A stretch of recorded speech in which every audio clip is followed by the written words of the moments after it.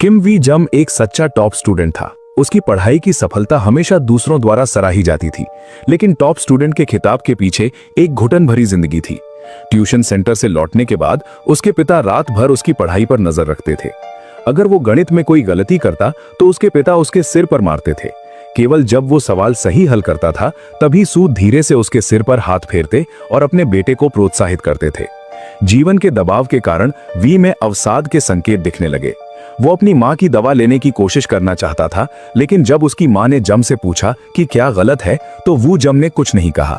हर रात वू जम को हमेशा घुटन महसूस होती थी, जैसे कोई उसका गला घोंट रहा हो। एकमात्र चीज जो उसे शांत कर सकती थी वो उसका पुराना म्यूजिक प्लेयर था, इसलिए वू जम हमेशा हेडफोन पहने रहता था। किसी कारणवश वीम के पिता ने उसे दूसरे स्कूल में ट्रांसफर करवा दिया। जब होमरूम टीचर ने वीगम की पढ़ाई के बारे में सुना तो वो हंसना बंद नहीं कर सका। नए होमरूम टीचर की तारीफों के सामने वू जम के चेहरे पर खुशी का कोई निशान नहीं था।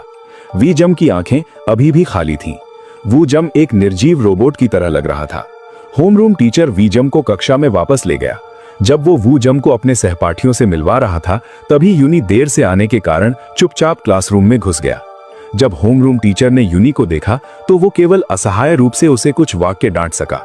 वीम के अपनी सीट पर बैठने के बाद टीचर ने उनमें से प्रत्येक को एक कागज दिया। उसने छात्रों से कहा कि वे कागज पर अपने भविष्य के सपने लिखें। सबको इसे कल तक पूरा करना था और टीचर को सौंपना था। उस रात सो ने कागज देखा। उसने तुरंत वीगम के डॉक्टर बनने के सपने को भर दिया।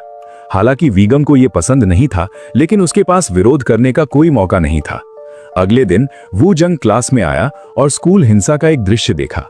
गुंडा होंगिल और उसका गिरोह एक सहपाठी को पीट रहा था, क्योंकि सहपाठी ने होंगिल के लिए ब्रेड नहीं खरीदी थी।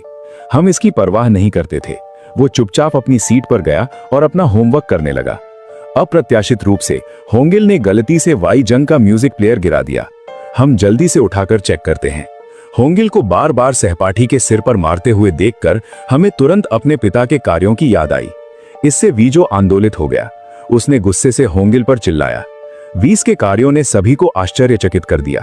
होंग ने देखा कि नए छात्र ने उसका विरोध करने की हिम्मत की, इसलिए उसने आगे बढ़कर जंग को जोर से लात मारी। आसपास किसी ने उसे रोकने की हिम्मत नहीं की। होंग ने केवल तभी रुका जब घंटी बजी। स्कूल के बाद होंग और उसके गिरोह ने फिर से वी जम को रोका। उसने जम से पूछा कि उसके पास कितने पैसे हैं। जब हम जंप ने वॉलेट निकाला तो होंग ने उसे छीन लिया। वीज के वॉलेट में ढेर सारे पैसे देखकर होंग ने पुष्टि की कि वी जम अमीर है। होंग ने फिर वी जम को अपना फोन नंबर सेव करने के लिए मजबूर किया। होंग ने वी जम को धमकी दी कि वो उसके संदेश